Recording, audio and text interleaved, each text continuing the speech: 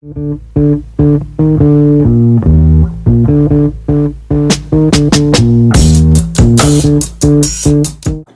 Ray Williams of Openimage, and I thought I'd do some work or some basic work on a portrait which involves using quite a few different tools.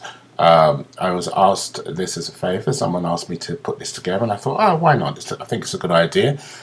Gives you an idea of things like the patch tool, the healing tools, how you get that, I suppose, poreless skin, that kind of thing. So without further ado, let's keep going. All right, here's an image. Young model that I did some work with last year, and I thought I would do. I mean, she has got very, very good skin, but there's bits and pieces we can change and patch up as we go along. And I thought that would be a good starting point. So your healing tools are up here: spot healing, healing brush, and the patch tool. So these are the three which we're probably going to jump into. Certainly spot and patch, and then we'll do some other work as we go along. First things first, let's duplicate the original. So we've now got a layer 1 and a background. We're going to work on layer 1, and I'm going to zoom in, as you can see here. The very first thing I'm going to do is use the spot healing brush. Sorry, the hot spot healing brush tool, to be precise. And what that will do is, if I look at she's got some bits here which just, all you need to do is click once and it will take it out. As you can see, it's a pretty useful little tool. Now when you get near creases or black lines, you've got to be very careful. I normally go in very small brush on this one, purely because it will interrupt the line of the crease, as it were. While I'm here, just keep on going. You can see, if I give you a before and after, I'll give you an idea. So that's before, it's after. There you go. So I'm going to come across the face and come to this side now. Use a little bit of a wider brush on this one. And you can see, and what it's actually doing is picking up pixels and melding from around the surrounding area, which is quite clever. Otherwise it could cause you problems trying to get all this lot melded in. As you go around the screen, you'll find bits, and you know, we can quite honestly spend hours on this kind of thing. And it's got nothing to do with a person. It's just that, you know, if you're going after these perfect images that you see in magazines, this is what you need to do. So, this is a spot healing brush tool. Now, if I come to the patch tool, so jump one, come to the patch tool. It's just quite clever too. What you do with a patch tool is that you circle the area that you want to remove and drag it to a good bit. Let it go, and voila, it's gone. Do another one there. Now this is a bit different, so I'm going to come into the dark here because it's darker. And this one too. So I would practice with either. Sometimes you get a better result using the patch tool than using the spot healing brush tool. But again, now while I'm here, I'll take this one back, hold on, and then I'll show you what happens with the healing brush tool. So with the healing brush tool, what you're saying to it is, right, I want to take a copy from this area here, give myself the right, and to bring it to here. So if you're going to copy from this area, you put your mouse here, hold Option or Alt down and click once, and so therefore it's going to copy, and just come across it and click, and it does the job for you. So there's a couple of different reasons why you'd use that. If you've got a really intricate one, I would probably use this spot healing one.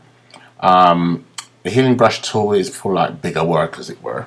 So it depends on what you're doing, right? But if you are working on an image like this, you can use any of them really. And if you're not happy with what it's done, then go and use one of the other tools, of course. So here we go. Here's one here. Back on the spot healing brush, make it a bit smaller. You can see that circle which is around it there, which obviously it's not picked up as well as it could do. So this is where you go back and say, okay, let me use the patch tool and see if I can get a better way of doing it. Let's have a look, and the patch tool works better there. So that's a typical example of where you would change tools to to match what you're trying to do. I'm going to go back to spot healing. Most people working on these things have a favorite tool. I've got probably the patch tool as my favorite because I'm constantly using that one, but you know, I acknowledge that the spot healing is absolutely superb also. So there we go. This has given us taken out the spots as such, and again before and after. It's very cute, but you can still see it. Yeah. So that's using those three. Use them nicely and sparely, and I think it'll work well for you.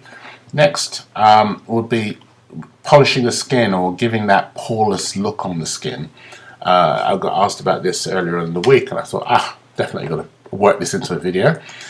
So what I would do, we've got a good layer here now that's spot free, as it were. So I'm going to duplicate that layer. Right, I'll control the command J. And so this is the layer we're going to work on. And I'm actually going to duplicate it again. So I know you're going to have 4 copies in there, but there's a reason for it. It just protects you a little bit.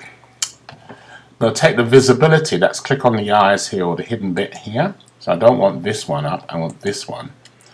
And what you then do is you apply a filter, a Gaussian blur filter, which is in here. So that's filter, blur, Gaussian blur. And what that will do is blur everything, as you'd expect. So I don't really want it to go crazy on the blur. Probably around there. And again, every image is going to have its own different numbers on here. I've got 5.8 on this one. But yeah, that was about right. And press OK. So that looks horrible at the moment. But the plan is obviously to put this one on here. And then going back to masks, which we did in the earlier video, we're going to put a mask, which is the third one in from the left here, down the bottom. I'm going to put a white mask onto this, which is here. And because it's white, it means that it's concealing everything that's underneath it. And then if you paint with black on white, it reveals what's underneath. So in other words, I want to reveal this, which is the blurry layer, on here. Use my brush tool. Make myself a larger brush. And if I just zoom in, you'll see what goes on. I'm zooming in here and just carefully using, probably a little bit too harsh. Let's go back a bit. So let's go about a 60% brush, I think. That'll do. And probably again 60% in flow. Because you don't need for it to come flying out, you just need for it to just carefully do it. And as you can see, it's doing a nice little job on it for me. And what it's if you look at the layer, or if you look at the mask, you can see it's punching through with black on the white mask. Again, careful of the lines, because you do want the lines in the face, otherwise it looks completely fake, of course. And here we go up the nose. And that's not too bad, a little bit there. And the same goes across the top of the eyes. Keep away from the hair area, purely because it would just not look right. Okay.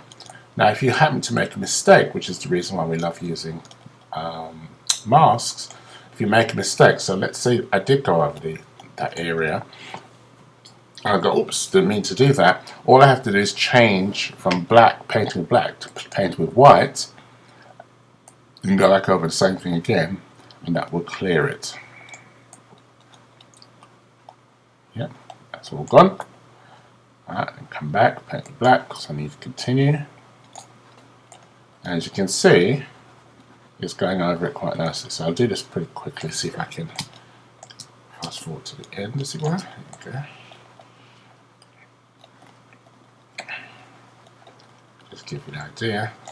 And you could spend obviously a lot more time on this with a less opaque brush, so you can take your time and be very careful of your changes and so on.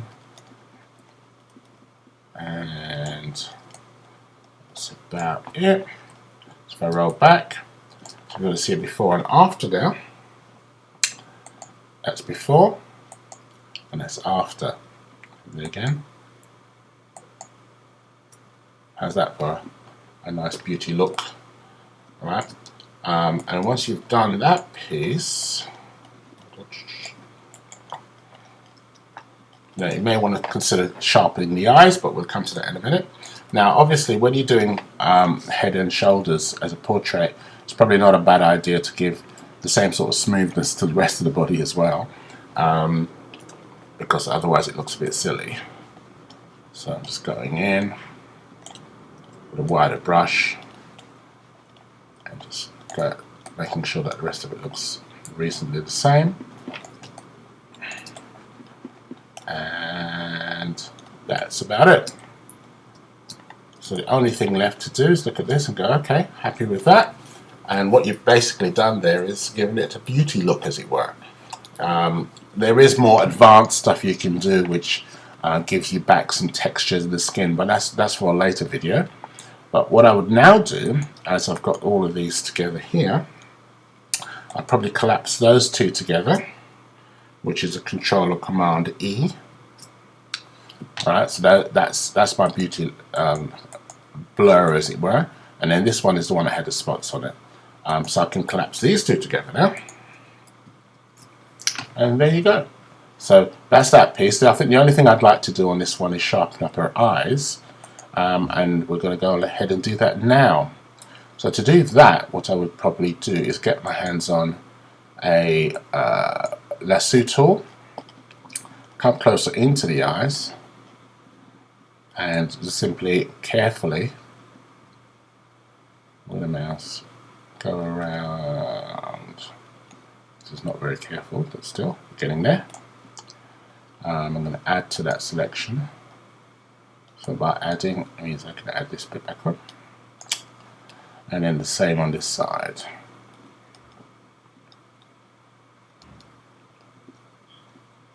And okay, so if I'm happy with that, I may want to add a little bit more to the bottom down of this one. That's better.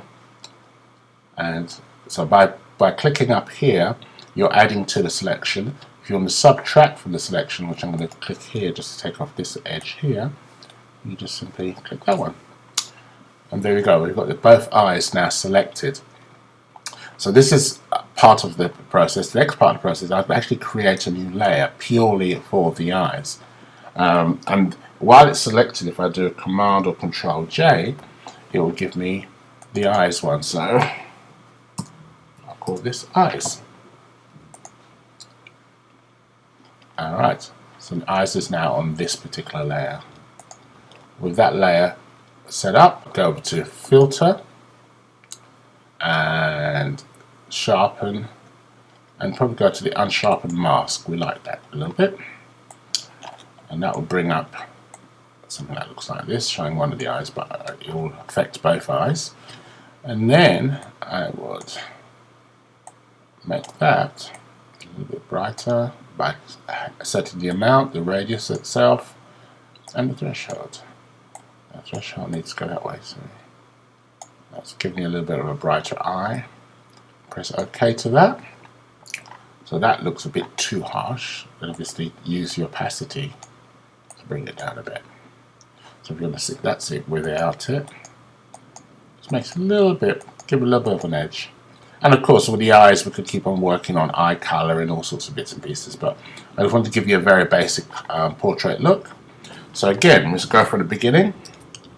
This is what we started life with, and that's how it finished up. Hope this all works well for you, and I'll see you on the next one.